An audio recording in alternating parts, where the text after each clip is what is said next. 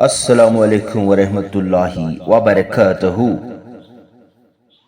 آج اس ویڈیو کی وسادت سے ہم آپ کو نماز چھوڑ دینے والے کے لیے اسلام میں کوئی جگہ نہیں، اس کے بارے میں ہم آپ کو کچھ بتانے جا رہے ہیں۔ دوستو سنیے، اسلام کے ایک دشمن فیروز ابو لؤلؤہ نے حضرت عمر رضی اللہ تعالی عنہ کو نماز فجر پڑھاتے میں خنجر سے بری طرح زخمی کر دیا۔ عمر رضی اللہ تعالی عنہ کے شکم میں کئی بہت گہرے زخم آئے تھے۔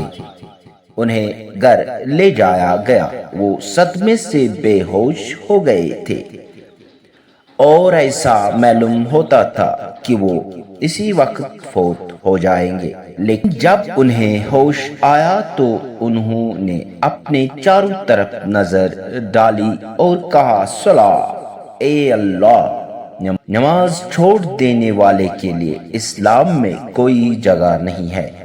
اگرچہ ان کے زخموں سے برابر خون بہہ جا رہا تھا، انہوں نے اسی حالت میں وضو کر کے فجر کی نامکمل نماز ادا کی۔ حضرت عمر رضی اللہ تعالیٰ کا جلد ہی انتقال ہو گیا۔ یہ تھی ویڈیو نماز چھوڑ دینے والے کے لیے اسلام میں کوئی جگہ نہیں۔ امید کرتے ہیں آپ اس ویڈیو کو پسند کریں۔ ویڈیو کو شیئر لائک کرنا نہ بھولیں۔